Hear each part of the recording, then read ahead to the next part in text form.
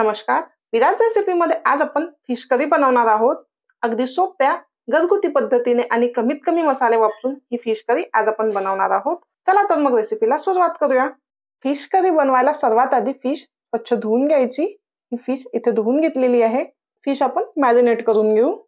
हळद, लाल तिखट, मीठ, अद्रक लसूण पेस्ट, कोथिंबीर आणि त्यावर लिंबाचा रस हे पूर्ण आता आपण मिक्स करून घेऊ.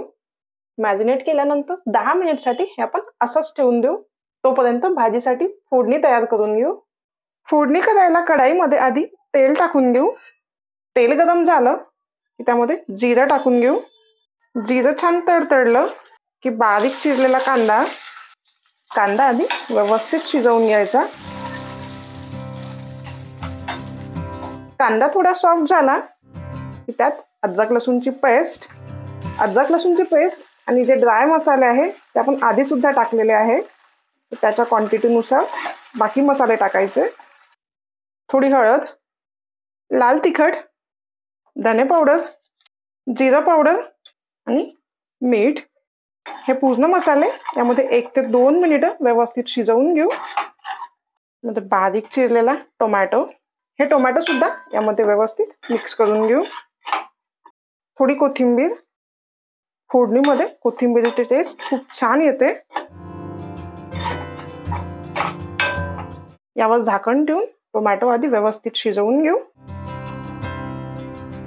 2 मिनिटं शिजवून घेतल्यानंतर आपले टोमॅटो इथे छान सॉफ्ट झालेले आहे. त्यामध्ये अगदी थोडं पाणी टाकून पुन्हा 2 मिनिटं हे आपण शिजवून घेऊ. आता आपण यामध्ये 1 चमचा बेसन टाकून घेऊ. या बेसनमुळे ग्रेव्ही जी आहे ती छान घट्ट येते आणि त्याचबरोबर ग्रेव्हीला एक खूप छान टेस्ट सुद्धा येते.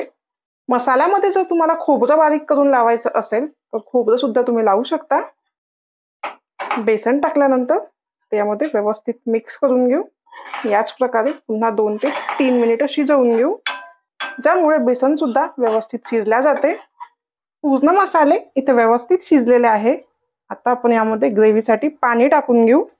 ग्रेव्ही तुम्हाला किती बनवायची त्यानुसार यामध्ये पाणी ऍड करायचं. याला छान उकळी काढून घेऊ.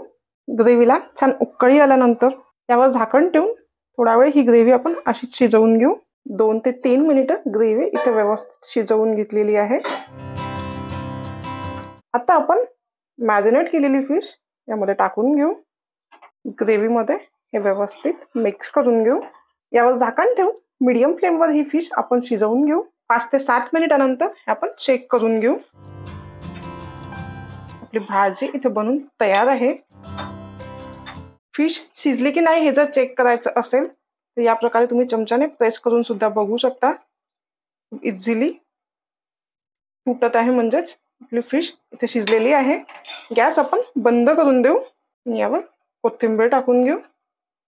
आपली फिश करी इथे बनून तयार आहे. सर्विंगसाठी ही प्लेटमध्ये काढून घेऊ.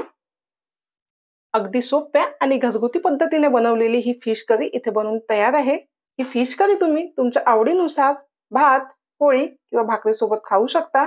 आजची ही फिश करीची रेसिपी तुम्हाला कशी वाटली व्हिडिओच्या खाली कमेंट्स करून नक्की सांगा. व्हिडिओ आवडला असेल तर व्हिडिओला लाईक करा, शेअर करा आणि चॅनलला सबस्क्राईब करा. धन्यवाद.